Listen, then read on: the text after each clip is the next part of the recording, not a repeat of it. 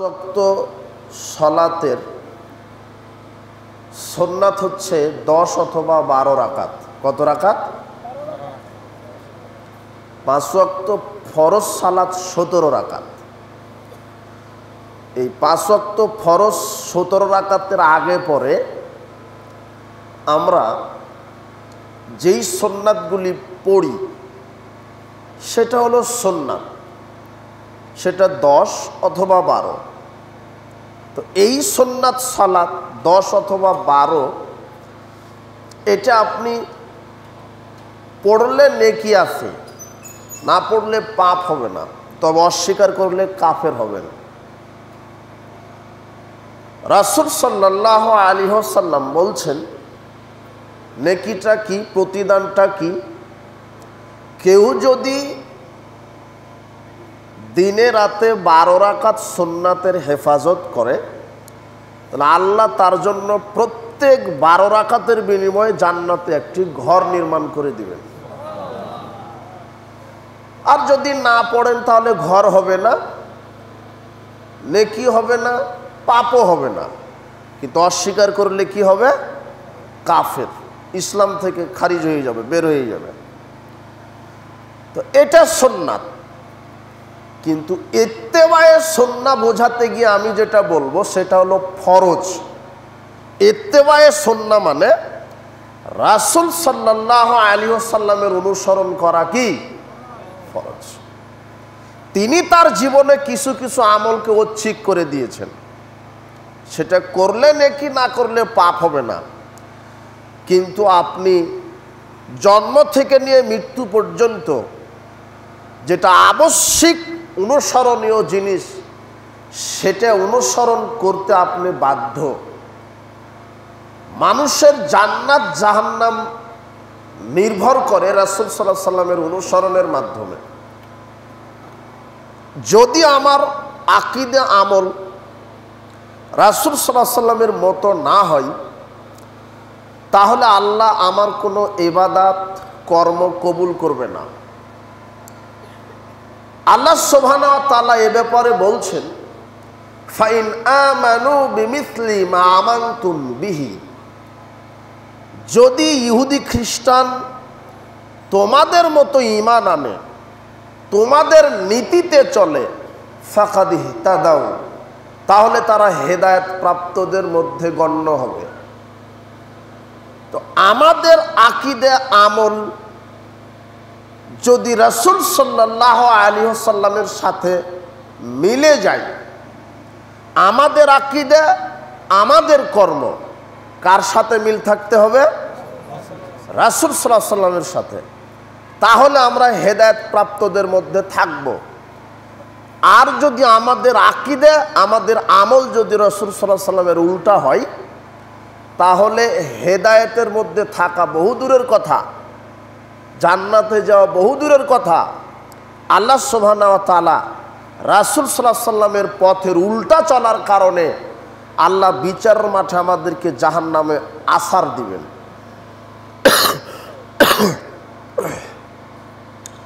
এই ব্যাপারে আল্লাহ সুবহানাহু ওয়া তাআলা বলছেন, ওয়া মান ইউশাকিকির রাসূলা মিন বা'দি মা তাবায়্যানা লাহুল হুদা, প্রকাশ্য হেদায়েত আসার পরেও যারা রাসূল সাল্লাল্লাহু আলাইহি ওয়াসাল্লামের বিধানের উল্টা চলবে, রাসূল সাল্লাল্লাহু আলাইহি ওয়াসাল্লামের নীতি আদর্শের উল্টা চলবে, ওয়ায়াত্তাবি' গায়রা সাবিলিল মুমিনিন, সাহাবীদের নীতির উল্টা চলবে, নোয়াল্লিহি মা তাওয়াল্লা, তারা যেদিকে ফিরতে চায় আমি তাদেরকে সেদিকেই ফিরাবো, ওয়া নুসলিহি জাহান্নাম ওয়া সাআত মাসীরা, অবশেষে আমি রাসূল সাল্লাল্লাহু আলাইহি ওয়াসাল্লামের উল্টা চলার কারণে, সাহাবাদের নীতির উল্টা চলার কারণে আমি তাকে জাহান্নামে আছাড় দিব, সেটা হবে নিকৃষ্ট জায়গা। অত্র আয়াত প্রমাণ করে, সূরা নিসার 115 আয়াত, যে আমার আকীদা আমল যদি রাসূল সাল্লাল্লাহু আলাইহি ওয়াসাল্লামের উল্টা হয় আমার মানহাজ, আমার নীতি, আমার পদ্ধতি যদি সাহাবাদের উল্টা হয়, পরিণাম কি হবে? জাহান্নাম। আজকের আলোচনাটা আপনাদের বুঝতে কষ্ট হবে। আজকে কিন্তু ওয়াজ হবে না, বক্তব্য হবে। একটু ধৈর্য সহকারে মনোযোগের সাথে আমাদের কথাগুলি বোঝার চেষ্টা করবেন। ধৈর্য হারিয়ে ফেললে শরীয়ত বুঝতে পারবেন না। অমনোযোগিতা দেখালে ক্ষতি আপনার হবে। বলছিলাম যে আপনার জান্নাত জাহান্নাম নির্ভর করে মুহাম্মদ সাল্লাল্লাহু আলাইহি ওয়াসাল্লাম এবং সাহাবাদের নীতি আদর্শ মানার উপরে ভিত্তি করে। আমার আকীদা, আমার আমল যদি সাহাবাদের সাথে মিলে যায়, তাহলে আমরা হেদায়েত প্রাপ্তদের মধ্যে থাকব। আর যদি আমার আকীদা কর্ম যদি সাহাবাদের মতো না হয়, তাহলে আমরা পথভ্রষ্ট হয়ে যাব, পরিণাম জাহান্নাম হবে। আল্লাহ সুবহানাহু ওয়া তাআলা বলছেন, কুল ইন কুনতুম তুহিব্বুনাল্লাহ ফাত্তাবিউনি। হে নবী, আপনি বলেন, তোমরা যদি আল্লাহকে ভালোবাসতে চাও, আমার ইত্তেবা করো, আমার অনুসরণ করো। ওয়া ইউহিব্বুকুমুল্লাহ, আমার যদি অনুসরণ করো তাহলে আল্লাহ তোমাদেরকে ভালোবাসবেন।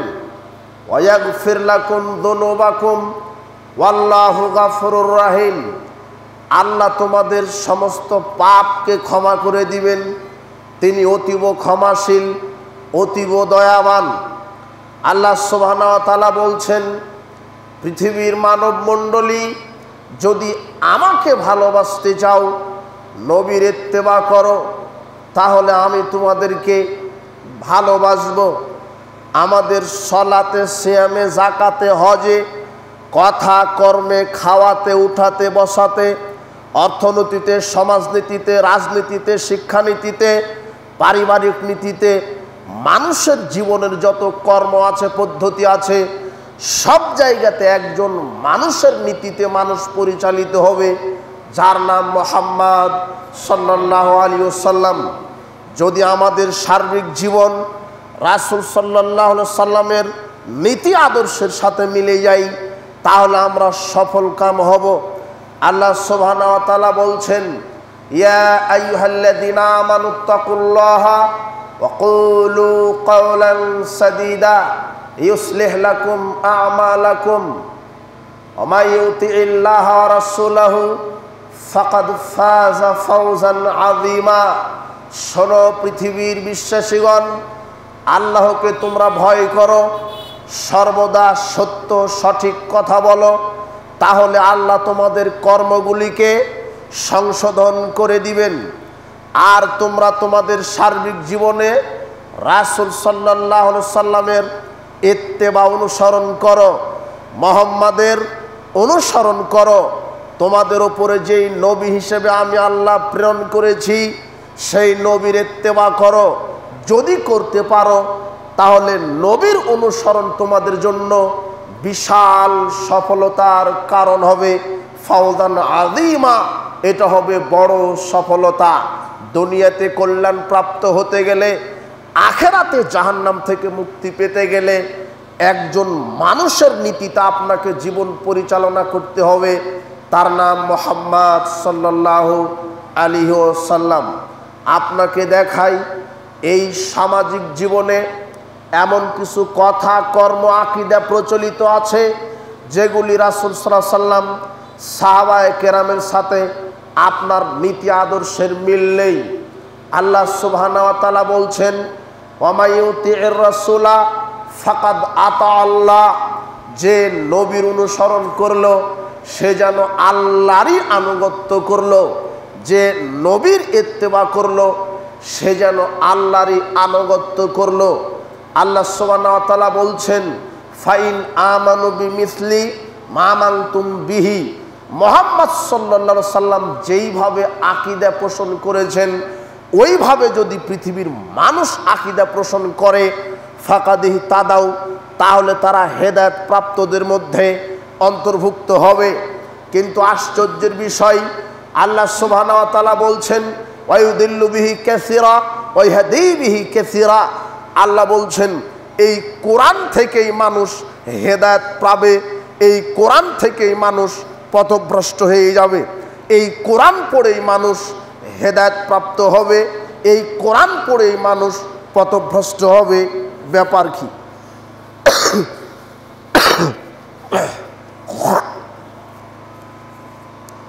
আল্লাহ সুবহানাহু ওয়া তাআলা সূরা বাকারার 26 আয়াতে বলছেন মানুষ এই কোরআন পড়েই জান্নাতমুখী হবে, মানুষ এই কোরআন পড়েই জাহান্নামে চলে যাবে। কি ব্যাপার? হুযায়ফা ইবনুল ইয়ামান রাদিয়াল্লাহু আনহু বলছেন কানান নাসু ইয়াসআলুনা রাসূলুল্লাহ সাল্লাল্লাহু আলাইহি ওয়াসাল্লাম আনিল খায়রি। রাসূল সাল্লাল্লাহু আলাইহি ওয়াসাল্লামকে জনগণ জিজ্ঞাসা করত কোন কোন কাজে কল্যাণ, শুধু কল্যাণের জিজ্ঞাসা। ওয়া কুনতু আসআলুহু আনিশ শাররি, আর আমি জিজ্ঞাসা করতাম ইয়া রাসূলুল্লাহ কোন কোন কাজে অকল্যাণ, মা খাফাতা ইউদ্রিকানে, যাতে করে অকল্যাণ আমাকে পেয়ে না বসে, যাতে করে অকল্যাণ থেকে ফিতনা থেকে আমি বেঁচে থাকতে পারি। তাই তো আমি রাসূল সাল্লাল্লাহু আলাইহি ওয়াসাল্লামকে ফিতনা কোনটা, কোন কাজ করলে ঈমান আমল নষ্ট হবে, কোনটা আমাদের জন্য অকল্যাণ, এগুলি আমরা জিজ্ঞাসা করতাম। এই রকম জিজ্ঞাসা করতে করতে বললাম ইয়া রাসূলুল্লাহ ইন্না কুন্না ফি জাহিলিয়াতিন ওয়া শাররিন, আমরা জাহেলি যুগে ছিলাম, অকল্যাণের যুগে ছিলাম। ফাজাআনাল্লাহু বিহাদাল খায়রে, আল্লাহ আমাদেরকে কল্যাণের যুগে নিয়ে এসেছেন। ফাহাল হাদাল খায়রে মিন শাররিন, আচ্ছা আপনি বলেন তো যে এই যে কল্যাণ আছে এই কল্যাণের পরে কি অকল্যাণ হবে? তিনি বলছেন হ্যাঁ অকল্যাণ হবে। আমি আবার জিজ্ঞাসা করলাম এই যে কল্যাণের পরে অকল্যাণ হবে, এই অকল্যাণের পরে কি আবার কল্যাণ আসবে? তিনি বলছেন হ্যাঁ আবার কল্যাণ আসবে। অফিহি দাখানুন, তবে সেটা হবে ঘোলাটা, ধোঁয়াটা অস্পষ্ট। আমি জিজ্ঞাসা করলাম ইয়া রাসূলুল্লাহ ওয়া মা দাখানুহু, অস্পষ্ট ঘোলাটা ধোঁয়াটা কল্যাণ কাকে বলে? কল্যাণ হলে একেবারে সলিড নির্ভেজাল কল্যাণ হবে, কিন্তু ধোঁয়াটা কল্যাণ আমি বুঝতে পারলাম না। তখন রাসূল সাল্লাল্লাহু আলাইহি ওয়াসাল্লাম বলছেন কি কওমুন ইয়াহদুনা বিগাইরি হাদি তারিফু মিনহু ওয়া তুনকিরু। শোনো, আমার পরে জমিনে কিছু সময় যুগ চলে আসবে যারা আমার সুন্নাহ অনুযায়ী, আমার নীতি অনুযায়ী, আমার মানহাজ অনুযায়ী চলবে না, নিজেদের তৈরি করা মাযহাব মতবাদে চলবে। শোনো, তখন মাযহাব মতবাদে যখন চলবে, নিজেদের তৈরি করা দিন মতবাদে যখন চলবে, ওটাই ঘোলাটা। তাদের মধ্যে আমার কিছু সুন্নাত পাবা আর কিছু নষ্ট দিন পাবা। এরপরে হুযায়ফা ইবনুল ইয়ামান বলছেন ইয়া রাসূলুল্লাহ এই কল্যাণের পরে কি আবার অকল্যাণ আসবে? তখন রাসূল সাল্লাল্লাহু আলাইহি ওয়াসাল্লাম বলছেন হ্যাঁ নাম আসবে। দুআতুন আলা আবওয়াবি জাহান্নাম, এত অকল্যাণ পেয়ে বসবে তোমাদের উপরে যে এক শ্রেণীর বক্তা বের হবে যারা জাতিকে বক্তব্য দিয়ে জাহান্নামমুখী করবে, জাহান্নামে নিয়ে যাবে। তখন হুযায়ফা রাদিয়াল্লাহু আনহু অবাক হয়ে বলছেন, কি বললেন? সিফহুম লানা, আল্লাহর নবী আপনি তাদের পরিচয় দেন তো, বক্তাদের পরিচয় বলেন।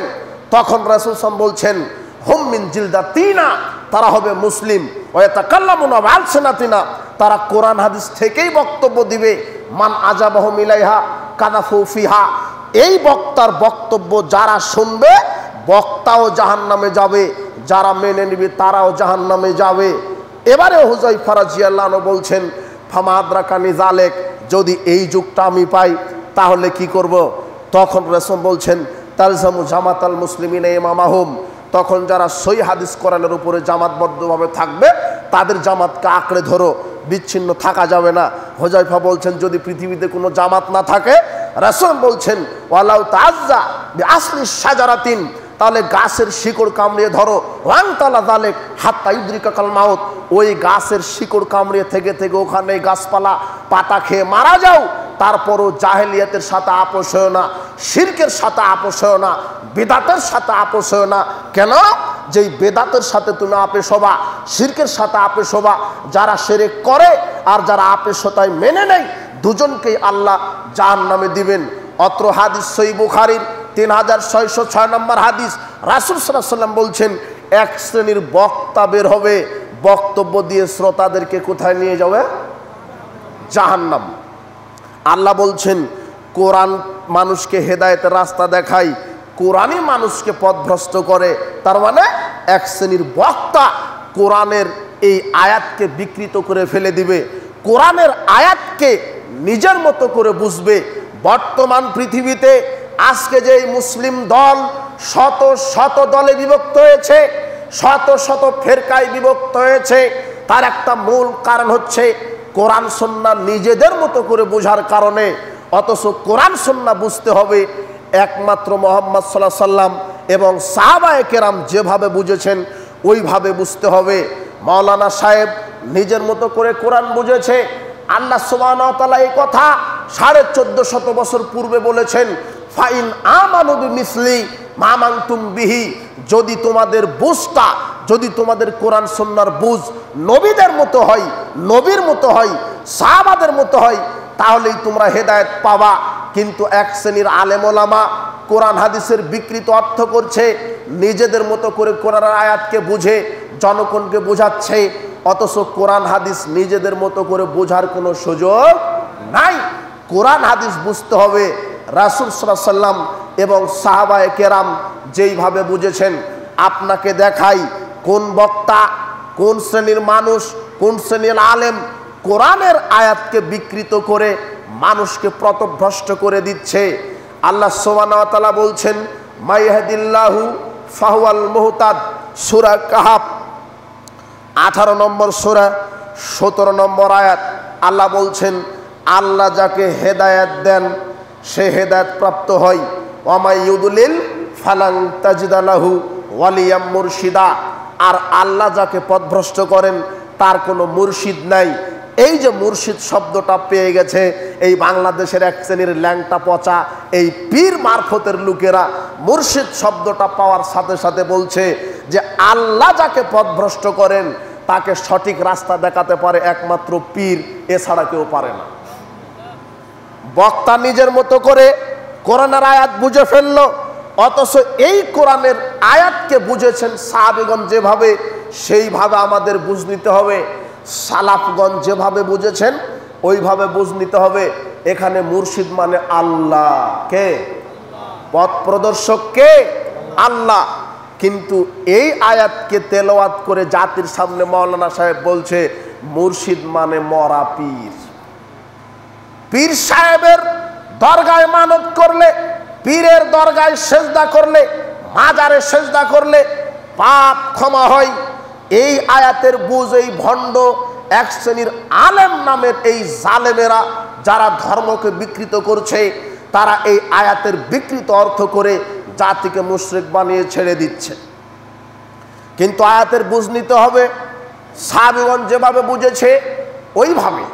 আল্লাহ সুবহানাহু ওয়া তাআলা বলছেন যাকে হেদায়েত দিয়েছি সে হেদায়েত প্রাপ্ত, যে পথভ্রষ্ট হয়েছে তাকে হেদায়েত দিতে আমি একমাত্র পারি।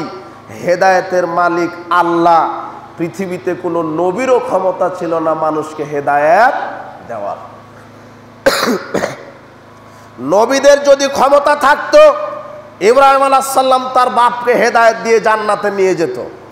নবীদের যদি ক্ষমতা থাকতো মূসা আলাইহিস সালাম তার ছেলেকে হেদায়েত দিয়ে জান্নাতে নিয়ে যেত। নবীদের যদি ক্ষমতা থাকতো লূত আলাইহিস সালাম তার স্ত্রীকে হেদায়েত দিয়ে জান্নাতে নিয়ে যেতে পারতো। আরে নবীদের যদি ক্ষমতা থাকতো হেদায়েত দেওয়ার, তাহলে মুহাম্মদ সাল্লাল্লাহু আলাইহি সাল্লাম তার চাচা আবু তালেবকে হেদায়েত দিয়ে জান্নাতে নিয়ে যেতে পারতো।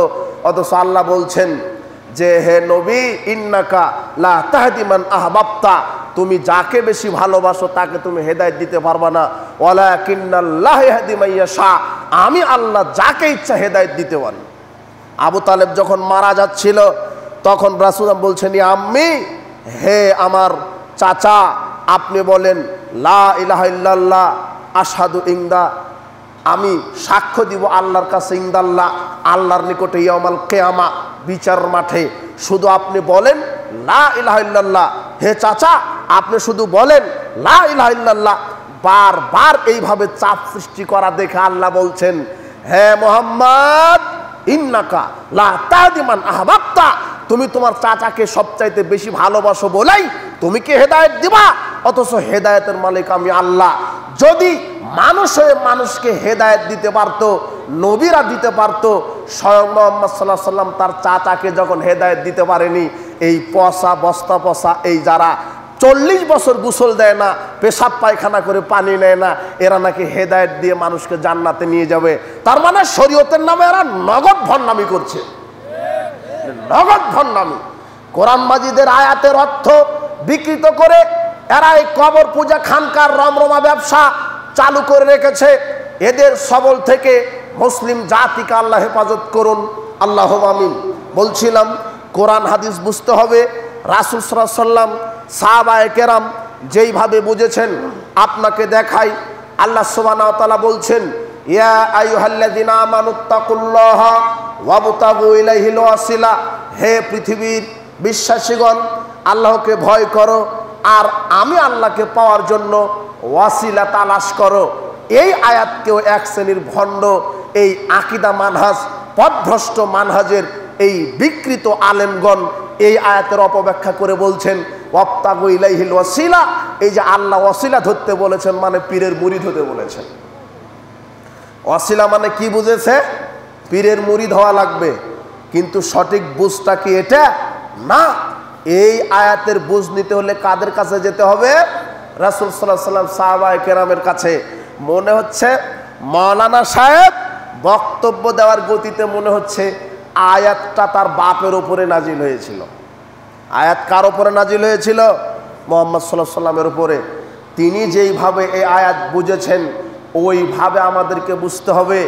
এখানে ওয়াসিলা মানে সৎ আমল। কি সৎ আমল? সাহাবারা এটাই বুঝেছেন, সাহাবারা এটাই বুঝেছেন। ওই যে 3 জন ব্যক্তি গুহাতে আটকে গেল, আল্লাহর কাছে তারা কোন মাধ্যমে সাহায্য চাইল? সৎকর্মের মাধ্যমে। আল্লাহ, আমি আমার পিতামাতার খেদমত করেছি। আল্লাহ, আমি আমার দিন মজুরকে পূর্ণ পারিশ্রমিক দিয়েছি। আল্লাহ, আমি জীবনে জেনার আশ্রয় নেইনি। আমি আমার সুন্দরী চাচাতো বোনের সাথে জেনা করতে গিয়ে তোমার ভয় আমি করিনি। এই আমলগুলি যদি তোমার সন্তুষ্টির জন্য করে থাকি তাহলে আমাদেরকে বাঁচিয়ে দাও। আল্লাহ তাদেরকে পাহাড়ের গুহা থেকে বাঁচিয়ে দিয়েছিলেন। সাহাবাদের বুঝ হচ্ছে ওয়াসিলা মানে সৎ আমল। তবে শরীয়তে 3টা ওয়াসিলা বৈধ। এক, জীবিত সৎ ব্যক্তি। আনাস রাদিয়াল্লাহু আনহু বলছেন, ওমর ইবনুল খাত্তাব রাদিয়াল্লাহু আনহু কানা ইযা কাহাতু, ওমর ইবনুল খাত্তাব যখন অনাবৃষ্টি হতো তখন পানি প্রার্থনা করতেন। তখন তিনি বলতেন, আল্লাহুম্মা ইন্না নাতাওয়াসসালু ইলাইকা বিনাবিয়িনা ফাতাসকিনা। হে আল্লাহ, আমরা তোমার নবীর মাধ্যমে পানি প্রার্থনা করতাম, আপনি পানি দিতেন। ওয়া ইন্না নাতাওয়াসসালু ইলাইকা বিআম্মি নাবিয়িনা, আজকে আমরা তোমার নিকটে পানি প্রার্থনা করছি নবীর চাচা আব্বাসের মাধ্যমে। আব্বাস তখন জীবিত সৎ ব্যক্তি। এই যে বুখারী মুসলিমের হাদিস, উসিলা হচ্ছে জীবিত সৎ ব্যক্তির উসিলাই দোয়া করা যায়, কিন্তু কোনো ভণ্ড পীর, মরা পীরের উসিলাই দোয়া করা কি শিরক। 1 নাম্বার উসিলা। 2 নাম্বার উসিলা কি? ঈমান ও আমল। ঈমান এবং আমল, আপনার নির্ভেজাল ঈমান আর সৎ আমল দিয়ে আল্লাহর কাছে সাহায্য চাইবেন। সারা, ইব্রাহিমের স্ত্রী সারা যখন স্বৈরাচারী বাদশা তাকে হাত দিতে গেল তার শরীরে, তাকে ভোগ করতে চাইল, তখন সারা বলছেন আমাকে সময় দেন, অজু করি, 2 রাকাত সালাত আদায় করি। 2 রাকাত সালাত আদায় করার পরে বলছেন, আল্লাহুম্মা ইন কুনতু আমানতু বিকা ওয়া বিরাসূলিকা ওয়া আসানতু ফারজি ইল্লা লিজাওজি ফালা তুসাল্লাত আলাইয়া হাদাল কাফির। হে আল্লাহ, আমি যদি তোমার উপরে ঈমান এনে থাকি আর তোমার নবীর উপরে ঈমান এনে থাকি আর আমার সতীত্ব যদি আমার স্বামী ব্যতীত কাউকে ভোগ করতে না দেই, এই 3টা কথা যদি সঠিক হয় তাহলে আমার উপরে এই কাফেরকে বিজয় করো না। কথা বলতে দেরি, স্বৈরাচারী শাসক মাটিতে বেহুশ হয়ে পড়তে দেরি নয়। বলছিলাম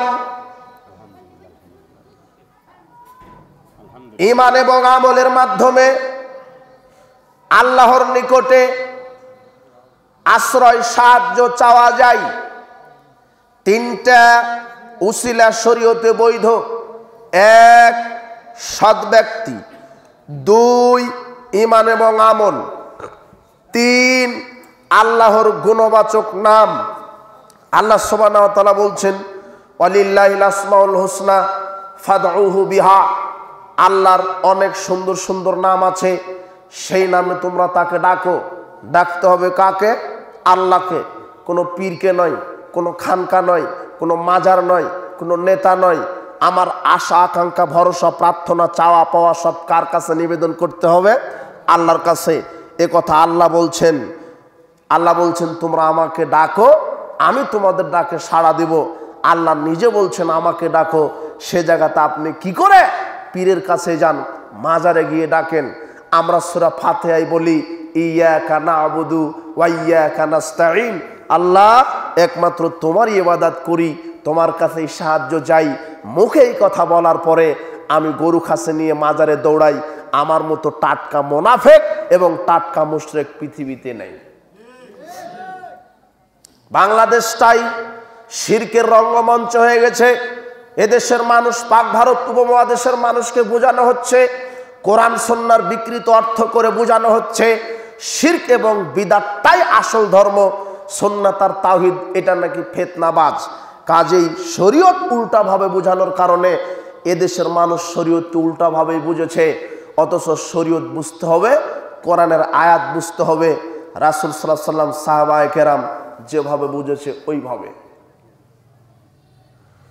আল্লাহ সুবহানাহু ওয়া তাআলা বলছেন,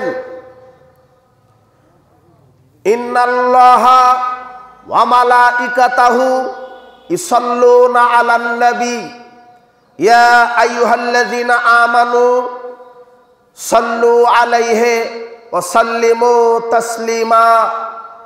নিশ্চয় আল্লাহ এবং তার ফেরেশতা মণ্ডলী নবীর ওপরে দরুদ পড়ে। এই অর্থ সারা পৃথিবীর প্রায় মুসলিম করে থাকে, অথচ অর্থটা ঠিক নয়। হুজুর সূরা আহজাবের 56 আয়াত জাতির সামনে পেশ করে বলছেন, আর মেলাদ কিয়ামের দলিল কোরআনেই নাকি আছে। এই আয়াত আল্লাহ স্বয়ং নিজে মুহাম্মাদের মিলাদ করে। এই যে ইন্নাল্লাহা ওয়া মালাইকাতাহু ইউসাল্লুনা আলান নবী, আল্লাহ নাকি নবীর উপরে দরুদ পড়ে। এই মূর্খের কোরআন জানা নাই, হাদিস জানা নাই, এমনিতেই তাফসির করছে।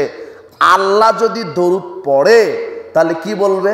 আল্লাহ এইভাবে বলবে, আল্লাহুম্মা সাল্লি আলা মুহাম্মাদ ওয়া আলা আলি মুহাম্মাদ কামা সাল্লাইতা আলা ইব্রাহিম ওয়া আলা আলি ইব্রাহিমা ইন্নাকা হামিদুম মাজিদ। এর অর্থ কি? আল্লাহুম্মা সাল্লি আলা মুহাম্মাদ, আল্লাহ মুহাম্মাদের উপরে শান্তি অবতীর্ণ করো। তো আল্লাহ আবার কোন আল্লাহকে বলছে মুহাম্মাদের উপরে শান্তি অবতীর্ণ করো? তার মানে এই গাধার কোরআনের অনুবাদ জানাই নাই, এমনিতেই কোরআন থেকে দলিল দিয়ে বলছে মিলাদের দলিল। আল্লাহ নবীর উপরে দরুদ পড়ে এটা বললে এটা ভ্রান্ত আকীদা হয়ে যাবে, ও মুশরিক হয়ে যাবে। আল্লাহ নবীর উপরে দরুদ পড়েন এই অর্থ নেওয়া যাবে না। ইন্নাল্লাহা ইউসাল্লুনা আলান নবী, নিশ্চয় আল্লাহ নবীর প্রশংসা করে। কি করে? এটা হলো সালাত। আরবি সালাত শব্দের অনেক অর্থ, রহমত, শান্তি, প্রার্থনা, প্রশংসা, অনেক অর্থ হয় সালাতের। এই জায়গাতে আমাকে সঠিক বুঝ নিতে হবে কি আল্লাহ নবীর কি করে? প্রশংসা করে। ফেরেশতাদেরকে বলে, এই ফেরেশতারা শোনো, আমার নবীর মর্যাদা এই রকম, আমার নবী মুহাম্মদ এই রকম, আমার নবীর মর্যাদা ছড়িয়ে দিয়েছি সারা বিশ্বময়।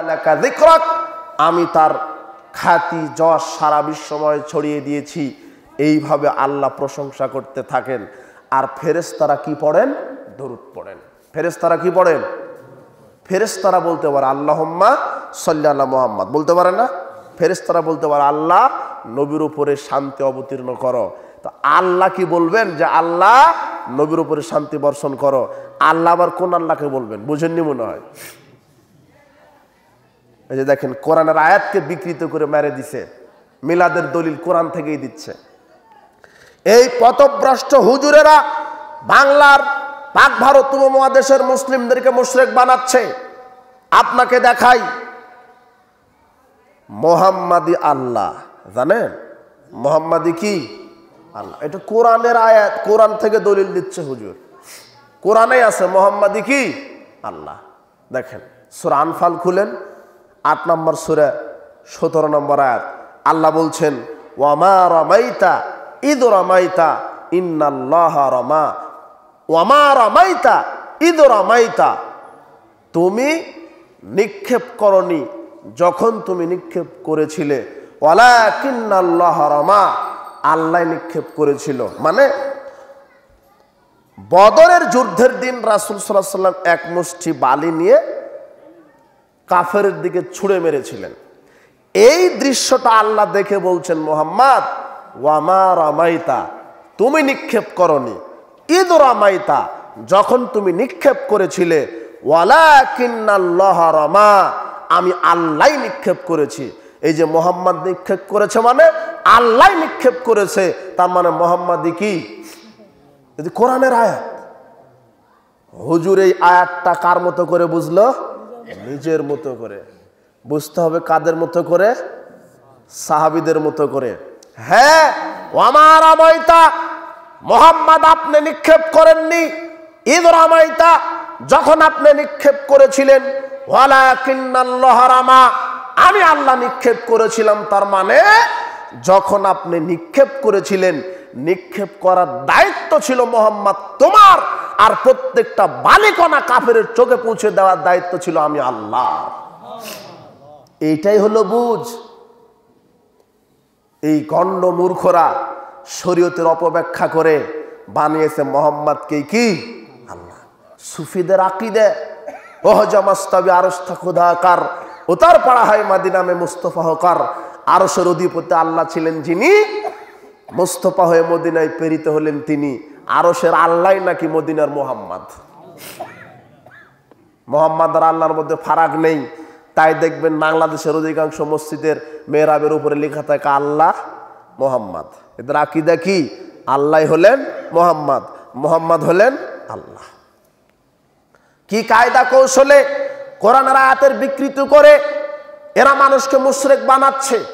এগুলি আকীদাকে ভ্রান্ত করে দিচ্ছে, আকীদাকে নষ্ট করে দিচ্ছে এই কোরআনের অপব্যাখ্যা করে। কোরআনের অপব্যাখ্যা করছে, কত যে আয়াতের অপব্যাখ্যা করে মানুষের ঈমানকে নষ্ট করে দিয়েছে। অথচ বুঝ নিতে হবে কাদের মতো করে? সাহাবাদের মতো করে। রাসূল সাল্লাল্লাহু আলাইহি ওয়াসাল্লাম যেভাবে বুঝেছেন ওইভাবেই।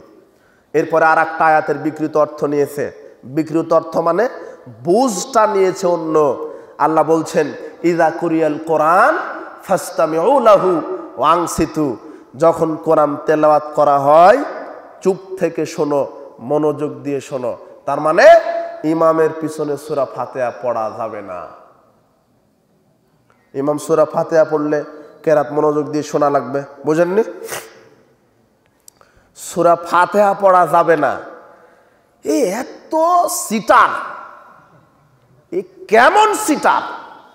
সিটার বাটপাড়ের একটা সীমা আছে। সূরা ফাতিহা কি অপরাধ করলো? সূরা ফাতিহার অপরাধটা কি? কোরআনের আয়াত মেরে দলিল বাহির করছে। আল্লাহ বলেছেন যখন কোরআন তেলাওয়াত করা হয় তখন তোমরা চুপ থাকো। তার মানে সূরা ফাতিহা পড়া যাবে না, কিন্তু জায়নামাজের দোয়া পড়া যাবে, নিয়ত করা যাবে। একেবারে সব একেবারে সিটারি বাটপাড়ি ছাড়া এদের আর কিছুই নাই। সূরা ফাতিহায় শুধু অপরাধ করেছে। ইমাম যখন কেরাত করে মনোযোগ দিয়ে শোনো, কিছুই পড়া যাবে না, কিন্তু জায়নামাজের দোয়া ঠিকই পড়া যাবে, নিয়ত মুখে ঠিকই করা যাবে, বুঝেননি? অথচ যে নিয়ত চালু হয়েছে, যে জায়নামাজের দোয়া চালু করেছে, শরীয়তে জায়নামাজের দোয়া বলে কোনো দোয়া নাই। মুখে যেটা নিয়ত বলে সেটা রাসূল সাল্লাল্লাহু আলাইহি ওয়াসাল্লাম বলেননি, সব মানুষের বানানো এগুলি। সূরা ফাতিহা কি অন্যায় করলো? শুধু সব বলা যাবে, বলা যাচ্ছে না কোনটা? সূরা ফাতিহা। দলিল থেকে আয়াত, দলিল কোরআন থেকে দলিল দিচ্ছে। যে ইমাম যখন তেলাওয়াত করে মনে করছে যে ওই আয়াতটা তার উপরে নাজিল হয়েছে, টাটকা আজকেই তার উপরে নাজিল হয়েছে। আয়াত নাজিল হয়েছে কার উপরে? যে নবীর উপরে আয়াত নাজিল হয়েছে সেই নবী বলছেন লা সালাতা লিমান লাম ইয়াকরা বিফাতিহাতিল কিতাব, সূরা ফাতিহা ছাড়া কারো সালাত হবে না। ইমাম হোক, মুক্তাদি হোক, ফরজে হোক, নফলে হোক, সুন্নাতে হোক, বিতেরে হোক, ঈদে হোক, জানাজায় হোক, একাকী হোক, সম্মিলিতভাবে জামাতের সাথে হোক, যেইভাবেই হোক, যার নাম সালাত সেখানে প্রত্যেককে কোন সূরা পড়তে হবে? সূরা ফাতিহা। সহিহ মুসলিমের 395 নম্বর হাদিস খুলেন, আল্লাহ সুবহানাহু ওয়া তাআলা বলেন হাদিসে কুদসি, ইযা ক্বালাল আবদু, বান্দা যখন বলে কি আলহামদুলিল্লাহি রাব্বিল আলামিন, যাবতীয় প্রশংসা সে আল্লাহর জন্য যিনি জগৎ সবের প্রতিপালক। ক্বাল আল্লাহু তাআলা, আল্লাহ তখন তার আপনার সাথে জবাব দেয় হামিদানি আব্দি, বান্দা আমার প্রশংসা করলো। আর রহমানির রহিম, যিনি করুণাময় অসীম দয়ালু, আল্লাহ সুবহানাহু ওয়া তাআলা বলেন আসনা আলাইয়া আব্দি, বান্দা আমার গুণগান করলো। মালিক ইয়াউমিদ্দিন, যিনি বিচার দিবসের মালিক। ক্বাল আল্লাহু মাজ্জাদানি আব্দি, আল্লাহ তখন বলে বান্দা আমাকে সম্মান প্রদর্শন করলো। ইয়্যাকা না'বুদু ওয়া ইয়্যাকা নাস্তাঈন, একমাত্র তোমারই আমরা ইবাদত করি, তোমার কাছে সাহায্য চাই। তখন আল্লাহ বলে কি জানেন? হাযা বাইনা ওয়া বাইনা আবদিন ইসফাইন, এটা হলো আমাদের বান্দার আমি আল্লাহর মধ্যে মাঝামাঝি অর্ধেক ভাগ। ইবাদত করবে বান্দা আমার, আর ওই বান্দাকে সাহায্য করার দায়িত্ব আমি আল্লাহ। দেখেন আপনার সাথে আল্লাহ কথা বলছে। সালাত মানেই মোনাজাত। যারা ফরজ সালাতের পরে সম্মিলিত মোনাজাত করে, মোনাজাতের বাংলা এদের জানা নাই। মোনাজাত মোনাজাত মোনাজাত, তো মোনাজাতের বাংলাটা কি এটা হলো ওই কাঠমোল্লার জানা নাই। বুঝেননি? আমরা ছোটবেলায় পড়েছি যে কান চিলে নিয়ে চলে গেছে, পড়িনি? তখনও কি চিলের পিছনে দৌড়ায়, তাই না? কিন্তু একবারও দেখলো না যে কানটা আগে আছে না নাই। বুঝেননি? তো এই জাতি মোনাজাত মোনাজাত মোনাজাত নিয়ে আন্দোলন করছে, কিন্তু মোনাজাতের অর্থটা কি জানা নাই। একেবারে দুই হাত জোড় করে হাওমাও করে কান্নাকাটি করে একেবারে মঞ্চ ভেঙে দিচ্ছে। ওটা মোনাজাত নয়। মোনাজাতের বাংলা হচ্ছে সুপে সুপে রবের সাথে কথা বলা। কি দলিল নেন আপনি? সহিহ বুখারী খুলেন 405, 406, 416। আনাস বিন মালিক রাদিয়াল্লাহু আনহু বলছেন ইন্না আহাদাকুম ইযা কামা ফিস সালাতিহি, যখন তোমাদের কেউ তোমরা সালাতে দাঁড়াও, ফাইন্নাহু ইউনাজি রাব্বাহু, তখন তোমরা রবের সাথে চুপে চুপে মোনাজাত করো। মোনাজাত কখন করে মানুষ? সালাতের ভিতরে। আর এই দেশের এই বেদাতি হুজুরেরা মোনাজাত মারে কখন? সালাতের পরে। বুঝেননি? শরীয়ত অপব্যাখ্যা করেছে, কোরআন থেকে দলিল দিচ্ছে। ইমাম যখন কিরাত করবে চুপ থাকো বেটা। এই আয়াত কি তোর বাপের উপরে নাজিল হয়েছে? আপনার উপরে নাজিল হয়েছে? এই আয়াত নাজিল হয়েছে মুহাম্মদ সাল্লাল্লাহু আলাইহি ওয়াসাল্লামের উপরে। ওই মুহাম্মদ সাল্লাল্লাহু আলাইহি ওয়াসাল্লাম বলছেন মান সাল্লা সালাতান লাম ইয়াকরা ফিহা বিউম্মিল কোরআন ফায়াখিদাজ, যে সালাত আদায় করলো অথচ সালাতে সূরা ফাতিহা পড়লো না, তার সালাত অসম্পূর্ণ। ওই মুহাম্মদ সাল্লাল্লাহু আলাইহি ওয়াসাল্লাম বলছে। তার মানে ইমামের পিছনে সূরা ফাতিহা পড়তে হবে, তারপরে ইমাম যা কিরাত করে সেটা চুপে চুপে শুনতে হবে। বুঝেননি? তাহলে দুটাই আমল হয়ে গেল না? রাসূল সাল্লাল্লাহু আলাইহি ওয়াসাল্লাম বলছেন সূরা ফাতিহা পড়ো, পড়ে নিলাম। আল্লাহ বলছেন চুপ থাকো, ফাতিহার পরে চুপ থেকে শুনলাম। দুটো আমল হয়ে গেল না? আল্লাহ এই জাতিকে সঠিক বুঝ দান করুন। বলছিলাম আল্লাহ এইভাবে আপনার সাথে কথা বলে চুপে চুপে, আপনি বলছেন, আল্লাহ আপনার জবাব দিচ্ছে। এরপরে যখন বলেন ইহদিনাস সিরাতাল মুস্তাকিম সিরাতাল্লাযীনা আনআমতা আলাইহিম গায়রিল মাগযুবি আলাইহিম ওয়ালাজ যাল্লিন, তখন আল্লাহ বলে হাযা লিআবদি ওয়া লিআবদি মা সালা, এটাই হলো আমার বান্দার জন্য। বান্দা আমার কাছে সঠিক সহজ সরল পথ চেয়েছে, হেদায়েত প্রাপ্ত নিয়ামত প্রাপ্তদের সাথে জান্নাতে থাকতে চেয়েছে, আর ইহুদি খ্রিস্টানের ষড়যন্ত্র থেকে বাঁচতে চেয়েছে। আমি আল্লাহ আমার বান্দাদেরকে সব দিয়ে দিলাম, ইহুদি খ্রিস্টান থেকে বাঁচিয়ে দিলাম। বান্দা আমার কাছে সঠিক রাস্তা চেয়েছে, দিয়ে দিলাম। আমরা আমিন বলি না? আল্লাহ কবুল করো। এই জায়গাতেও শয়তানি জোরে আমিন বলতে দিবে না, জোরে আমিন বলতে দিবে না। ওরাই বলে আমাদেরকে ইহুদি খ্রিস্টানের কি দালাল। আল্লাহ ওদেরকে হেদায়েত দান করুন। কত যে সমস্যা, সব এই কোরআন হাদিস থেকেই বিকৃত অর্থ করে জাতিকে বোঝাচ্ছে। কিন্তু আয়াত হাদিস বুঝতে হবে কাদের মতো করে? জোরে আমিন বলার হাদিস আছে। আল্লাহ রাসূল সাল্লাল্লাহু আলাইহি ওয়াসাল্লাম বলছেন, ইযা আমানাল ইমাম ফাআমিনু, ইমাম যখন আমিন বলে তোমরা তখন আমিন বলো। ফাইন্না মান ওয়াফাকা তামিনু তামিনাল মালায়েকা গুফিরা লাহু মা তাকাদ্দামা মিন যামবিহি, তোমাদের আমিন, ইমামের আমিন আর ফেরেশতার আমিন একসাথে মিলে গেলে আল্লাহ তোমাদের বিগত সব পাপ ক্ষমা করে দেন। সহিহ বুখারী 780 782 আয়নার মতো করে। ইযা আমানাল ইমাম, ইমাম যখন আমিন বলবে, তো ইমাম চুপে আমিন বললে আপনি বুঝবেন কি করে, বলবেন কি করে? তার মানে ইমাম আমিন বলবে, সেটা আপনার কানে পৌঁছাবে, তখন আপনি বলবেন আমিন, আপনারটা ফেরেশতার কাছে পৌঁছাবে, ফেরেশতারা তখন বলবে আমিন। এই তিনজনেরটা যখন একসাথে মিলে যাবে আল্লাহ বান্দার সব পাপ ক্ষমা করে দিবেন। আল্লাহ এদেরকে হাদিসের সঠিক বুঝ দান করুন। কোরআন হাদিসের বিকৃত অর্থ করে জাতিকে ভ্রান্ত করে দিচ্ছে, আমলের ক্ষেত্রে, আকীদার ক্ষেত্রেও। এই জন্য সাবধান থাকতে হবে। বলছিলাম ইত্তেবায়ে সুন্নাহ সম্পর্কে আপনাকে বলতে গিয়ে কয়েকটি বিষয় খেয়াল রাখতে হবে। রাসূল সাল্লাল্লাহু আলাইহি সাল্লাম বলছেন, কুল্লু উম্মতি ইয়াদখুলুনাল জান্নাহ, আমার প্রত্যেক উম্মত জান্নাতে যাবে, ইল্লা মান আবা, তবে যারা আবা তারা জান্নাতে যাবে না। কিলা মান আবা ইয়া রাসূলুল্লাহ, সাহাবীগণ বলছেন আবা কারা? তখন রাসূল বলছেন মান আতানি দাখালাল জান্নাহ, যে আমার ইত্তেবা করলো সে জান্নাতে যাবে। ওমান আসানি ফাকাদ আবা, যে আমার অবাধ্যতা করলো সে জাহান্নামে যাবে, সেই আবা। অত্র হাদিস প্রমাণ করে জান্নাত জাহান্নাম নির্ভর করে একজন মানুষের ইত্তেবার উপরে, তার নাম মুহাম্মদ সাল্লাল্লাহু আলাইহি সাল্লাম। জান্নাত জাহান্নাম নির্ভর করে একজন মানুষের বুঝ অনুযায়ী বুঝলে, যার নাম মুহাম্মদ সাল্লাল্লাহু আলাইহি সাল্লাম। জান্নাত জাহান্নাম নির্ভর করে একজন মানুষের আকীদা আমলের সাথে আমার আকীদা আমল যদি মিলে যায়, তাহলেই জান্নাত নির্ভর করে, যার নাম কি? মুহাম্মদ সাল্লাল্লাহু আলাইহি ওয়াসাল্লাম। বলছিলাম রাসূল সাল্লাল্লাহু আলাইহি ওয়াসাল্লাম পৃথিবীতে একটা দৃষ্টান্তকর নজির, একটা ইতিহাস। আনাস জাবের রাদিয়াল্লাহু আনহু বলছেন, জাত মালায়েকাতুন ইলান নবী সাল্লাল্লাহু আলাইহি ওয়াসাল্লাম ওয়া নাইম, একদল ফেরেশতা রাসূল সাল্লাল্লাহু আলাইহি ওয়াসাল্লামের নিকটে আসলেন, তখন তিনি ঘুমন্ত অবস্থায় আছে। ক্বালা বাযুহুম, এক দলের মধ্যে কিছু ফেরেশতা বলছে ইন্নাহু নাইম, আরে এই লোকটা ঘুমিয়ে আছে। ক্বালা বাযুহুম, আরেক দল বলছে ইন্নাল আয়না নায়ামাতু ওয়াল কলবা ইয়াকদান, এই লোকের চক্ষু ঘুমিয়ে আছে, ঠিক আছে, অন্তর জাগ্রত আছে। ইন্নালি সাইরুকুম হাজামা সালান, তাহলে এই ব্যক্তির উদাহরণ আছে, তাকে একটু শুনিয়ে দাও। আবার কিছু ফেরেশতা বলছে লোকটা তো ঘুমন্ত। আবার কিছু ফেরেশতা বলছে আরে ঘুমিয়ে আছে, কি হয়েছে? অন্তর জাগ্রত আছে, চক্ষু ঘুমিয়ে আছে, উদাহরণ বলো। তখন বলছে মাসালু কামাসালি রাজুলিন বানা দারান, এই ঘুমন্ত ব্যক্তির উদাহরণ একটা ব্যক্তির মতো, যেই ব্যক্তিটা গৃহ নির্মাণ করেছে। ওয়াজালা ফিয়া মাদুবাতান, যে গৃহে খাদ্য পানীয়র ব্যবস্থা করেছে।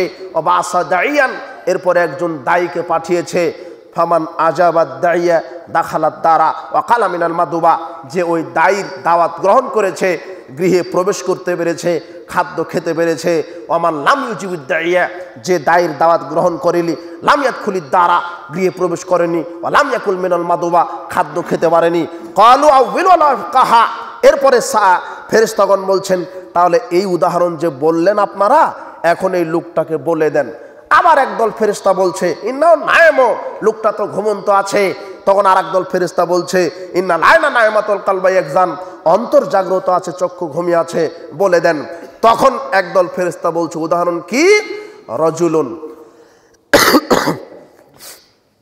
ওয়াদাই মুহাম্মাদুন সাল্লাল্লাহু আলাইহি সাল্লাম, যে জাতিকে দাওয়াত দিচ্ছে সে কে? মুহাম্মদ সাল্লাল্লাহু আলাইহি সাল্লাম। ওয়াদারুল জান্নাহ, যেই গৃহটা সেটা হলো জান্নাত। ওই মুহাম্মদ সাল্লাল্লাহু আলাইহি সাল্লামের অনুসরণ যারা করেছে তারাই জান্নাতে প্রবেশ করেছে। ফামান আতা মুহাম্মাদান সাল্লাল্লাহু আলাইহি সাল্লাম ফাকাদ আতা আল্লাহ, এরপরে বলছে যে মুহাম্মদ সাল্লাল্লাহু আলাইহি সাল্লামের আনুগত্য করলো সে আল্লাহরই আনুগত্য করলো। ওমান আসা মুহাম্মাদান সাল্লাল্লাহু আলাইহি সাল্লাম ফাকাদ আসাল্লাহ, আর যে ব্যক্তি মুহাম্মদ সাল্লাল্লাহু আলাইহি সাল্লামের অবাধ্যতা করলো সে আল্লাহরই অবাধ্যতা করলো। ও মুহাম্মাদুন ফারকুম বাইনান নাস, মুহাম্মদ সাল্লাল্লাহু আলাইহি ওয়াসাল্লাম মানুষের সত্য মিথ্যার পার্থক্যকারী। মানুষের জান্নাত জাহান্নাম, সফলতা ব্যর্থতা নির্ভর করবে একজন মানুষের নীতি মানার উপরে। তার নাম কি? মুহাম্মদ সাল্লাল্লাহু আলাইহি ওয়াসাল্লাম কেমন ব্যক্তি জানেন? মুহাম্মদ সাল্লাল্লাহু আলাইহি ওয়াসাল্লাম কেমন ব্যক্তি? আন জাবিরিন আনিন নবী সাল্লাল্লাহু আলাইহি ওয়াসাল্লাম হিনা আতাহু উমার। জাবের রাদিয়াল্লাহু আনহু নবীর কাছ থেকে বর্ণনা করে বলছে, শোনো, উমার আমার কাছে আসলেন, এসে বলছেন, ইয়া রাসূলুল্লাহ ইন্না নাসমা হাদিসা মা ইয়াহুদাতু জীবনা, ইহুদিদের কিছু তাদের যে কথাবার্তা, তাদের কিতাব আমি পড়ি, আমাকে ভালোই লাগে। আফতার আর নাকতুবা বাদাহা, আপনি যদি অনুমতি দেন তাহলে ইহুদিদের কথা আমি কিছু লিখে রাখবো। তখন রাসূল সাল্লাল্লাহু বলছেন, আমতাহাউই কোন আনতুম কামা তাহাওয়াকাতিল ইহুদি ওয়ান নাসারা, ইহুদি খ্রিস্টান যেমন পথভ্রষ্ট হয়েছে তোমরাও কি তাদেরকে মেনে পথভ্রষ্ট হবে? শোনো, লাকাদ জিতুকুম বিহা বাইদা নাকিয়াতান, আমি মুহাম্মদ সাল্লাল্লাহু আলাইহি ওয়াসাল্লাম তোমাদের কাছে যে শরীয়ত নিয়ে এসেছি সেটা দিবালোকের ন্যায় স্পষ্ট উজ্জ্বল। ওয়ালাউ কানা মূসা হাইয়ান ওয়া ওয়াসিয়া ইল্লাত্তিবায়ে, এখন যদি মূসা জীবিত থাকতো তাহলে আমার ইত্তেবা করা ছাড়া তার বাঁচার কোনো পথই থাকতো না। এখন যদি মূসা বেঁচে থাকতো।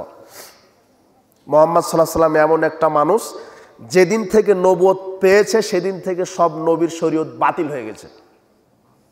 আশ্চর্য একটা মানুষ, কোন নবীর শরীয়ত আর চলবে না মুহাম্মদ উম্মতের জন্য। মুহাম্মদ সাল্লাল্লাহু আলাইহি ওয়াসাল্লামকে যেদিন থেকে নবুয়ত দেওয়া হয়েছে সেদিন থেকে 1,24,000 যেটা বলা হয় সব নবীর শরীয়ত মুহাম্মদ উম্মতের জন্য কি হয়ে গেছে? বাতিল। আর কারো শরীয়ত চলবে না। রাসূল সাল্লাল্লাহু বলছেন, শোনো, লাউ বাদালাকুম মূসা, আজকে যদি মূসা আসে, ফাত্তাবাতুমুহু, আর যদি মূসার শরীয়তকে তোমরা মেনে নাও, ও তারাকতুমুনি, আর আমার শরীয়তকে যদি ত্যাগ করো, লা যালালতুম আন সাওয়াস সাবিলা, সরাসরি জাহান্নামে যাওয়া। মূসার শরীয়ত মানলেও জান্নাত হবে না। কার শরীয়ত মানতে হবে? রাসূল সাল্লাল্লাহু আলাইহি ওয়াসাল্লামের। আশ্চর্য কথা। আরে পৃথিবীর বেকুব গাধা, শোনো, যারা তোমরা নিজেরা শরীয়ত তৈরি করে মানুষকে শিরক বেদাতের দিকে ডাকো, তোমরা হুঁশ ফিরাও। আপনি হুঁশ ফিরিয়ে নিয়ে আসেন যেই জায়গাতে মুহাম্মদ সাল্লাল্লাহু আলাইহি ওয়াসাল্লামের শরীয়ত থাকার কারণে অন্য নবীর শরীয়ত টিকে না, সেই জায়গাতে বাংলাদেশে ভণ্ড পীরের তরিকা কিভাবে চলে? কিভাবে চলতে পারে?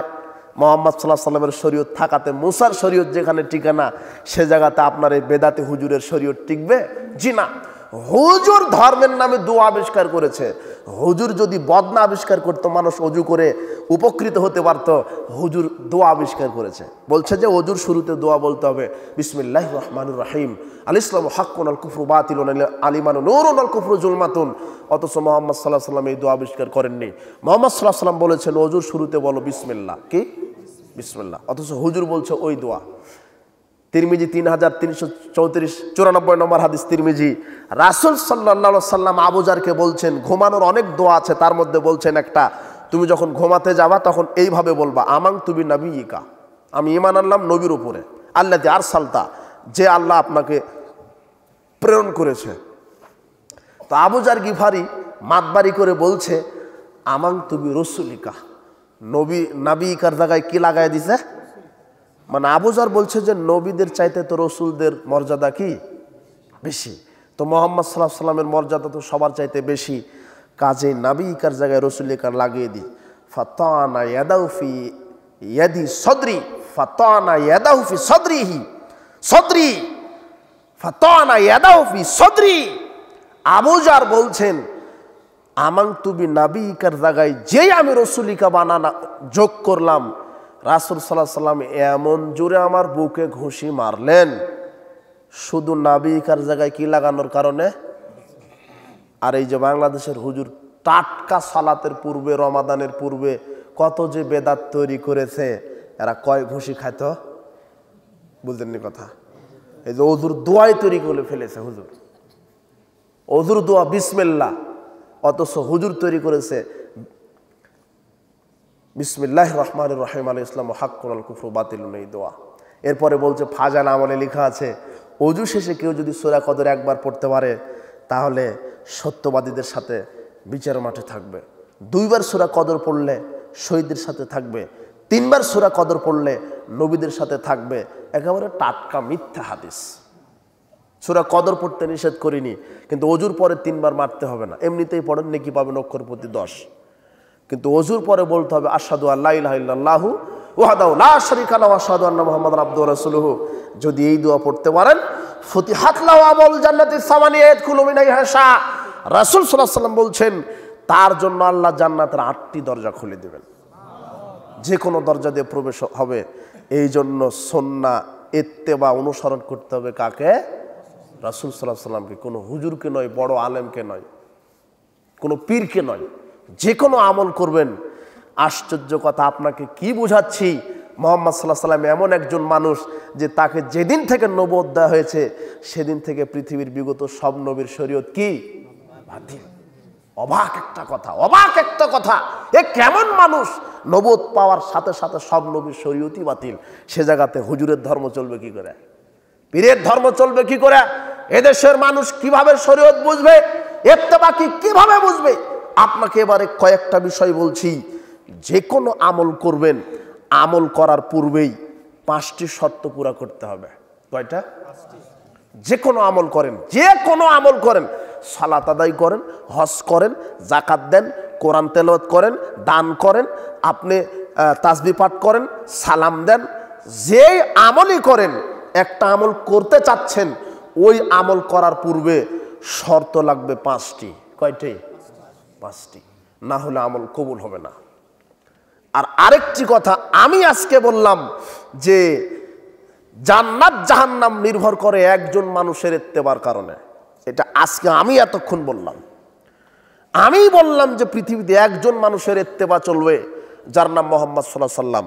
কিন্তু ওই মুহাম্মদ সাল্লাল্লাহু আলাইহি সাল্লামের কওল থেকেই বোঝা যায় শুধু মুহাম্মদ সাল্লাল্লাহু আলাইহি সাল্লাম নয়, আরো 4 জন ব্যক্তির নীতি মানতে হবে। আরো কয়জন? 4 জন। রাসূল সাল্লাল্লাহু বলছেন আলাইকুম বিসুন্নতি, আমার সুন্নাত মানো। তারপরে কি? ওয়া সুন্নাতিল খুলাফায়ে রাশিদিন আল মাহদিয়িন, আর আমার হেদায়েত প্রাপ্ত খোলাফায়ে রাশেদার সুন্নাহ মানো। কয়জন? তাহলে মুহাম্মদ সাল্লাল্লাহু আলাইহি সাল্লাম আর এই 4 জন কয়জন হলো? তার কয়জনের নীতি মানতে হবে? 5 জন। 5 জনের মানে এই খোলাফায়ে রাশেদার সুন্নাহ মানতে গেলেই নবীর সুন্নাহ তো মানা হয়ে যাবে। কারণ নবীদের মুহাম্মদ সাল্লাল্লাহু আলাইহি সাল্লামের নীতি দেখেই তো তারা নীতি অবলম্বন করেছেন। বুঝেননি মনে হয়? তার মানে 5 জন ব্যক্তির সুন্নাহ মানতে হবে। 5 জন ব্যক্তির সুন্নাহ দিয়ে আর 5টি শর্ত দিয়ে আমাকে কি করতে হবে? আমল করতে হবে। শিখে নেন, 5টি ব্যক্তির সুন্নাহ দিয়ে আর 5টি শর্ত দিয়ে আমাকে কি করতে হবে? আমল করতে হবে। আপনি একটা আমল করবেন, শর্ত কয়টা? আর অনুসরণ করতে হবে কয়জন ব্যক্তি? 5 জন। একজন মূল, কিন্তু তিনি আরো কয়জনকে বলেছেন? কি হাদিস ওটা পড়েননি নাকি? রাসূল বলছেন যে আলাইকুম বিসুন্নতি ওয়া সুন্নাতিল খুলাফা রাশিদিন আল মাহদিয়িন, আমার সুন্নাত মানো, 4 খলিফার সুন্নাত মানো। তাহলে কয়জন হলো? 5 জন। একটা আমল করবেন, কয়জন ব্যক্তির সুন্নাহ? 5 জন। একটা আমল করবেন, শর্ত কয়টা? 5টা। এখন দেখেন, যে কোনো আমলের পূর্বে 5টা শর্ত। এক, স্থান, জায়গা লাগবে আমল করার জন্য। হজের নিয়ত করেছেন, কি করেছেন? হজ করবেন, তো বাইতুল মোকাররমে গিয়ে 7 তওয়াফ দিলেই একেবারে পূর্ণ হজ হয়ে যাবে, তাই না? হ্যাঁ, কোথায় যাওয়া লাগবে? কাবা ঘর। কোথায়? কাবা ঘরে, মিনায়, মুজদালিফায়, আরাফায় যেতে হবে না? এগুলো একটা স্থান নয়? মক্কায় গিয়ে কাবা ঘর তওয়াফ করেছেন, আরাফার মাঠে যাননি, হজ হবে? না। তার মানে একটা আমল করার পূর্বে একটা শর্ত কি পাওয়া গেল? স্থান। বুঝতে পারলেন তো? যদিচ আমাদের দেশের কি বলা হবে, মানুষের জ্ঞান, এই বেদাতিরা এরা যে এত খারাপ। সেই কালে আহমদ ইবনে সিনান আল কাতান তিনি বলে গেছেন যে আবগাজান নাস, সবচাইতে বিদ্বেষপূর্ণ মানুষ ইযাবতাদার রাজুলু, যখন মানুষ বেদাত করে, নাজাত হালাওয়াতুল হাদিস মিন কলবিহি, অন্তর থেকে হাদিসের স্বাদ উঠে যায়। যখন মানুষ বেদাত করে, লাইসা ফিদ দুনিয়া মুবতাদিউন, দুনিয়াতে এমন কোনো বেদাতি নাই, ইল্লা ওয়া হুয়া ইয়াবগাযু আলাল হাদিস, আহলে হাদিসদের বিরুদ্ধে বিদ্বেষ পোষণ না করে। বেদাতি মানে আহলে হাদিসদের প্রতি বিষোদ্গার করা, সমালোচনা করা। বেদাতি মানে আহলে হাদিসকে তুচ্ছ ঘৃণা করা। কিন্তু এরা জানে না আহলে হাদিস মানে এটা হলো আতরের ডিব্বার মতো, যতই নাড়াবা ততই সারা পৃথিবীতে সই আকীদা আমলের ঝংকার ছড়িয়ে যাবে। ওরা তো আর বুঝতে পারেনি, তাই ওরা যতই নাড়াচ্ছে। আল্লামা ইকবাল বলেছিলেন, ঝড় দেখে গাছের পাতা ঝড়কে ভয় করছে। তখন আল্লামা ইকবাল বলছে, ঝরা পাতা, ঝড় দেখে তুমি ভয় পেও না। যেই গাছ তোমাকে গাছ থেকে মাটিতে ফেলে দিয়েছে, এই ঝড় এসেছে আবার তোমাকে সেই গাছে উঠিয়ে দেওয়ার জন্য।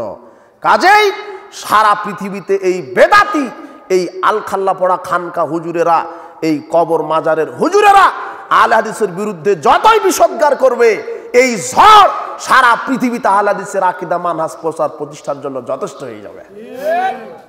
এই জন্য আমাদের ভয় পাওয়ার কোনো কারণ নেই। বলছিলাম যে আহমদ বিন সিনান আল কাতান সেই সময়তে বলেছে, আহলে হাদিসদের বিষোদ্গার করাই বেদাতিদের কাজ। আর বেদাতিরা যখন বেদাত করে, তখন এদের সুন্নাতের কোনো স্বাদ এরা পায় না, মনে করে ওটাই সুন্নাত। একটা জেনাকার, একটা মদখুর, একটা সুদখুর হেদায়েত হতে পারে কেন? ও মদ, সুদ, গাঁজা পাপ মনে করেই করে। কিন্তু বেদাতি সহজে হেদায়েত হতে পারে, কেননা ও মনে করে এটাই হেদায়েতের কাজ। ওর সুযোগ আছে না। আল্লাহ এদেরকে সঠিক বুঝ দান করুন। বলছিলাম যে হজ করতে যেতে হবে কাবা ঘরে। এদেশের মাটিতে একটা বই আছে তাবলিগ জামাতের, দাওয়াতে তাবলিগ, 85 পৃষ্ঠাতে একটা কোশ্চেন আছে, প্রশ্ন আছে। প্রশ্ন করা হচ্ছে যে সারা পৃথিবী থেকে ছুটে ছুটে মানুষ টঙ্গীর মাঠে কেন আসে? তখন এই কাঠমোল্লা জিলাফিখুর এই হুজুর শরীফ প্রশ্নের উত্তর দিচ্ছে কি জানেন? প্রশ্নের উত্তর দিচ্ছে, সারা পৃথিবী থেকে মানুষ এই টঙ্গীর মাঠে আসে এই জন্য কাবা ঘরে 1 রাকাত সালাত আদায় করলে নেকি হয় 1 লক্ষ গুণ, আর টঙ্গীর মাঠে সালাত আদায় করলে নেকি হয় 49 কোটি গুণ। কতখানি গাঁজা খেয়েছে চিন্তা করেন। শুধু গাঁজা না, ডেট ওভার হওয়া গাঁজা খেয়েছে। কোথায় কাবা ঘর? আমরা সমাজে প্রচলিত 2-1টা বেদাতে আমল ধরিয়ে দিলে মাথা খারাপ হয়। এটা যখন শোনায় ওদের মাথা খারাপ হয় না। কিভাবে? পীর যা বলবে তাই শরীয়ত, নবী যতই বলুক, বুঝেননি? মাযহাবে যা আছে সেটাই মেনে নিব অন্ধভাবে। হাদিসে কি আছে এটা দেখার সুযোগ নাই। বড় আলেম কি বলেছে এটাই শরীয়ত। বড় আলেম যদি বলে যে কাবা ঘরে যাওয়া লাগবে না, পীরের গুমুত খেলেই হজের নেকি হবে, ওটাই বিশ্বাস করবে। বুঝেননি? এই হলো বাংলাদেশের এই শিরকের খানকা মাজারের কারবার। অবাক কথা। মাওলানা সাহেব বক্তব্য দিচ্ছে, আব্দুল কাদের জিলানির বাপের কাছে এক লোক এসে বলছে যে আপনি তো বড় পীর, আমার এই স্ত্রীর পেটে মেয়ে বাচ্চা আছে, ছেলে সন্তান করে দেন। তখন আব্দুল কাদের জিলানির বাপ বলছে, ধমক দিয়ে বলছেন, যা এখান থেকে। এক ধমকেই মেয়েটা ছেলে হয়ে গেছে পেটের ভিতরে। তো এই লোক তো আর জানে না, ধমক খেয়ে চলে গেছে। দ্বিতীয় দিন একই, তৃতীয় দিন একই ঘটনা। চতুর্থ দিন আব্দুল কাদের জিলানি বলছেন যে আব্বা, লোকটা 3 দিন থেকে আপনার কাছে আসলো, আপনি ধমক দিয়ে বিদায় দিচ্ছেন, অথচ আপনার কাছে ক্ষমতা আছে পেটের বাচ্চাকে মেয়ে থেকে সন্তান, ছেলে সন্তান করানোর।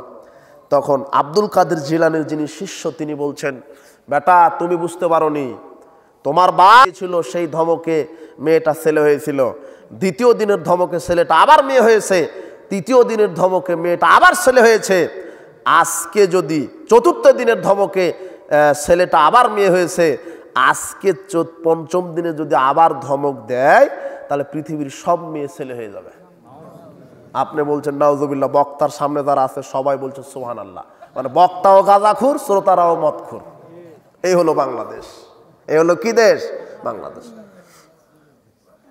আব্দুল কাদের জিলানি ভিক্ষুককে ভিক্ষা দিচ্ছে, তখন ভিক্ষুক আব্দুল কাদের জিলানিকে দেখে কি ভোগ করবে? আব্দুল কাদের জিলানির পেট থেকে বের হয়ে ভিক্ষুককে মেরে দিলেন।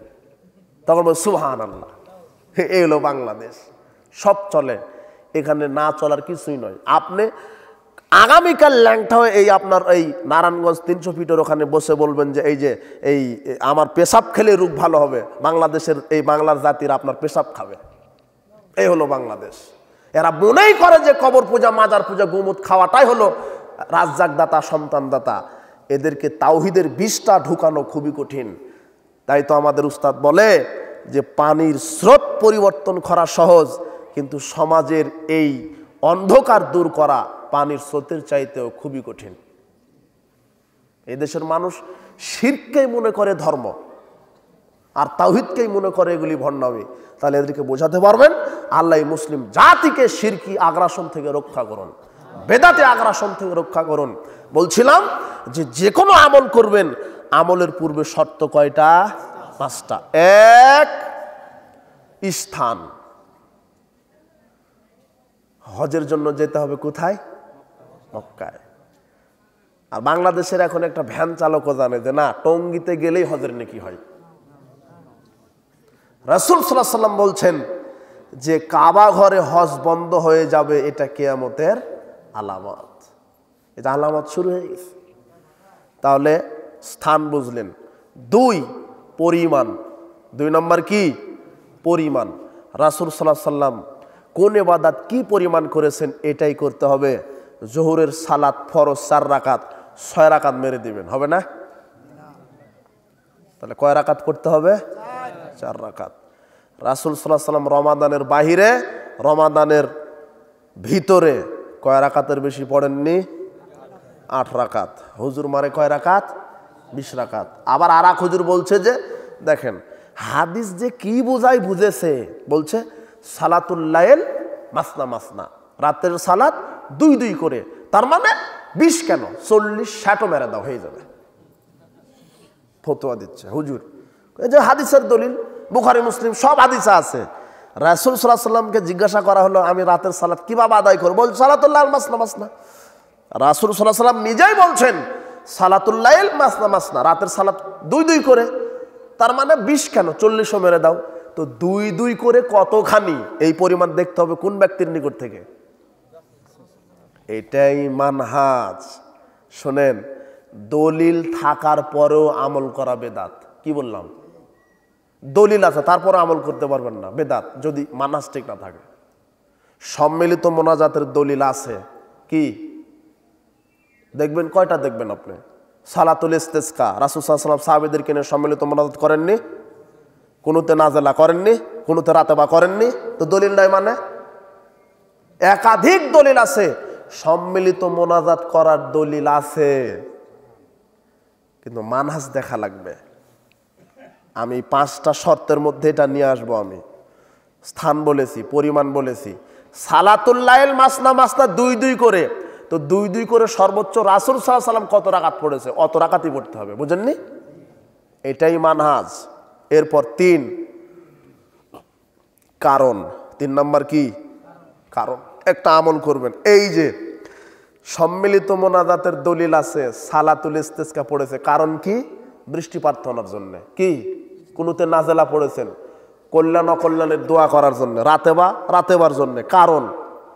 কিন্তু ফরজ সালাতের পরে সম্মিলিত মোনাজাত করেছেন নাই।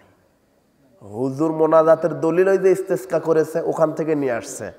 মানে হয়েছে কি, হুজুরে ট্রেনের চাকা নিছে, বুঝলেন, ভ্যানের বগি নিছে, আর প্লেনের ইঞ্জিন নিছে, এই সব নিয়ে নতুন শরীয়ত তৈরি করেছে কে?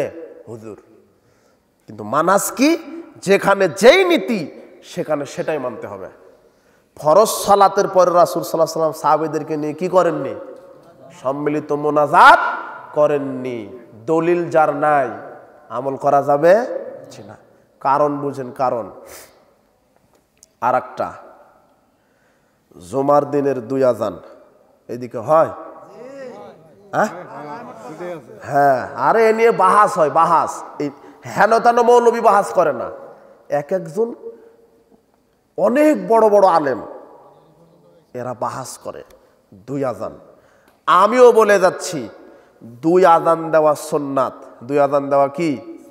জুমার দিনে 2 আজান দেওয়া কি সুন্নাত। এই 2 আজান যে সুন্নাত কে চালু করেছে? ওসমান রাদিয়াল্লাহু তাআলা, জাযাকাল্লাহ খায়ের। 917 নম্বর হাদিস, বুখারী, একেবারে স্পষ্ট হাদিস।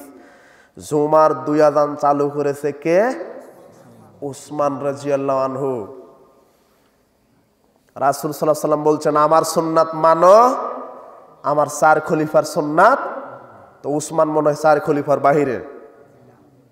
তার মানে উসমানের সুন্নাত কে মানতে বলেছে? নবী।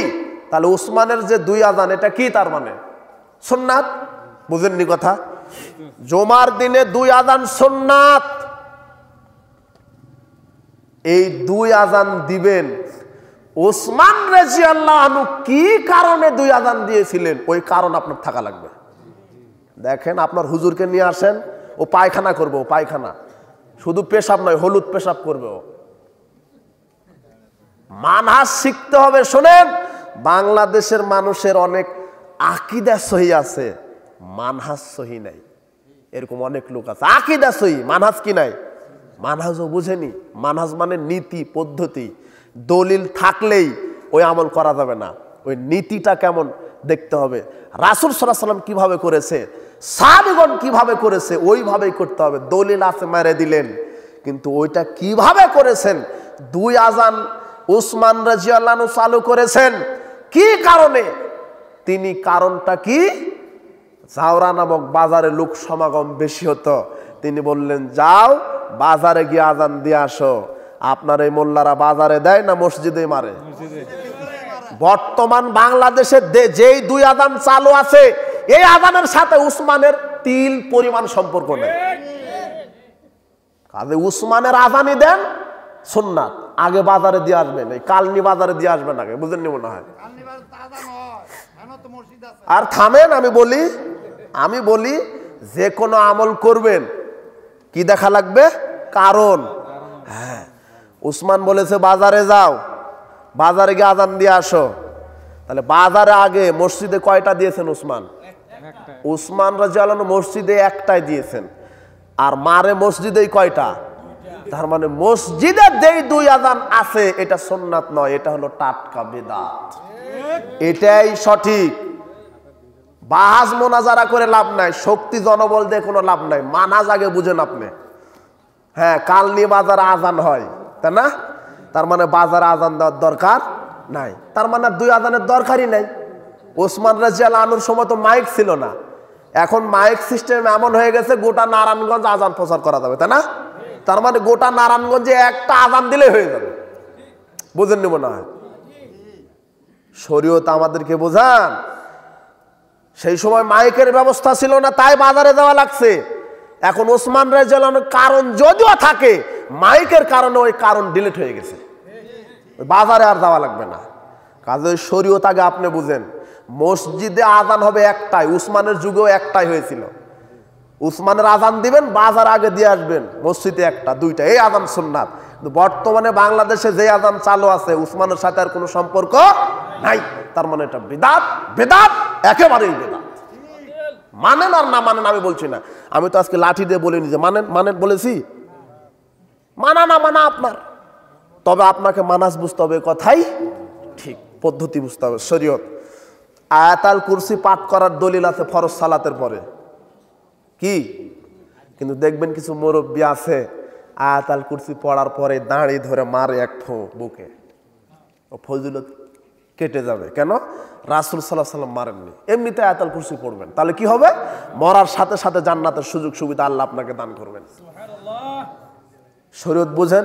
তাসবিহ গণনার দলিল হাদিসা আছে, ওয়াকিদনা বিন আনামিল, আঙুলে। কিসে? আঙুলে। আপনি মারছেন মেশিনে, হবে না। দলিল আছে তাসবিহ গণনার, কিন্তু মানহাজ আপনার ঠিক নাই। তসবিহ নিয়েছেন, গণতে হবে কোথায়? আঙুলে। বুঝেননি কথা? দলিল থাকার পরও আমল করা বেদাত যদি মানহাজ ঠিক না থাকে। দলিল আছে কিন্তু ওই আমলটা সাহাবীরা কিভাবে করেছেন ওইভাবেই হতে হবে। এটাই আমি এতক্ষণ বুঝালাম। রাসূল সাল্লাল্লাহু আলাইহি ওয়াসাল্লাম কিভাবে করেছেন ওইভাবে আপনাকে করতে হবে। কোনো বিকৃত পরিবর্ধন, পরিযোজন, সংযোজন, বিয়োজন করা যাবে না। এটাই মানহাজ। মানহাজ আগে বুঝেন, আয়াত বুঝবেন সাহাবীরা যেভাবে বুঝেছে ওইভাবেই, হাদিস বুঝবেন সাহাবীরা যেভাবে বুঝেছে ওইভাবেই, শরীয়ত বুঝবেন সালাফগঞ্জ যেইভাবে বুঝেছে ওইভাবেই, একটা আমল করবেন সাহাবীরা যেইভাবে আমল করেছে ওইভাবেই। আজকে একজন লোক জিজ্ঞাসা করেছে, লোক আছে নাকি সালামের মুসাফা সম্পর্কে, যা আমাদের ওই যে বসে আছে উনি বলে আমাদের বিদ্যান হানাফি মাযহাবের তো 4 হাতে মুসাফা করার জন্য বলে। জি না, মুসাফা সালাম এটা একটা আমল করতে হবে কাদের নীতিতে? সাহাবাদের নীতিতে। রাসূল সাল্লাল্লাহু আলাইহি ওয়াসাল্লাম কিভাবে করেছে ওইভাবেই। আপনি আবু দাউদ খুলেন 5212 নম্বর হাদিস লিখে নেন। রাসূল সাল্লাল্লাহু আলাইহি ওয়াসাল্লাম বলছেন, মা মিন মুসলিমাইন ইয়ালতাকিয়ানে, যখন দুইজন মুসলিম রাস্তাঘাটে সাক্ষাৎ হয়, পরস্পর দেখা হয়, ফায়াতাসাফাহানে, পরস্পরের 2 হাতে মুসাফা করে, ইল্লা গুফিরা লাহুমা ক্বাবলা ইফতারিকা, পরস্পরের 2 হাতে মুসাফা করার কারণে তাদের 2 হাত পৃথক হওয়ার পূর্বে সব সাগীরা গুনাহ আল্লাহ ক্ষমা করে দেন। হাদিস সহিহ, তাবরানী আওসাত 245 নম্বর হাদিস খুলেন। রাসূল সাল্লাল্লাহু আলাইহি ওয়াসাল্লাম বলছেন, ইন্নাল মুমিনা ইযা লাকিয়াল মুমিন, এক মুমিন যখন আরেক মুমিনের সাথে সাক্ষাৎ হয়, ফাখাযা বিয়াদিহি, তার 1 হাত ধরে। এই যে 1 হাতের কথাই আসছে হাদিসে। আপনার হুজুরকে গিয়ে হাদিস পড়তে বলেন, আয়নার মধ্যে করে দেওয়া আছে, পরস্পরের 1 হাতে মুসাফা করে, তানাসারাত খাতায়াহুমা কামা ইয়াতানাসার ওয়ারাকুশ শাজার, পরস্পরের 1 হাতে মুসাফা করার কারণে শীতকালে গাছ যেমন পাতা ঝরে পাতা মুক্ত হয়, পরস্পরের 2 হাতে মুসাফা করার কারণে আল্লাহ তাদের শরীর থেকে, খাতা থেকে পাপকে ঝরিয়ে দেন। গাছ যেমন পাতা ঝরে দেয়, মানুষের শরীর থেকে পাপ ওইভাবে কি হয়ে যায়? ঝরে যায়। সহিহ হাদিস। মুসাফা হবে কি? পরস্পরের কয় হাতে? এই যে দেখি, এই যে কয় হাত? আর একটা দেন এবার, আমি একটা দিই, আর একটা দেন, আর নাই মানে ওরা থাকলে আরো দিত, পাও যদি দেওয়া যেত পাও ঢুকাতো, তারপর আবার বুকে মারে, দেখেননি? আবার সুমা খায়, দেখেননি? বিদাত। শুধু পরস্পর 2 হাতে মুসাফা, শেষ। বুঝতে পারলেন? শরীয়ত বুঝতে হবে কাদের মধ্যে করে? সাহাবারা যেভাবে বুঝেছে ওইভাবেই। কাজেই সর্বশেষ চূড়ান্ত একজন ব্যক্তির নীতিতেই শরীয়ত প্রতিপালন করতে হবে, যার নাম কি? মুহাম্মদ সাল্লাল্লাহু আলাইহি ওয়াসাল্লাম। আল্লাহ সুবহানাহু ওয়া তাআলা আমাদেরকে সার্বিক জীবনে পবিত্র কোরআন এবং সহিহ সুন্নাহ মেনে চলার তৌফিক দান করুন, আল্লাহুম্মা আমিন। যত নারী পুরুষ আজকের ইসলামী জালসায় ওয়াজ মাহফিলে এসেছেন, তাদেরকে তুমি সঠিক ইসলাম বোঝার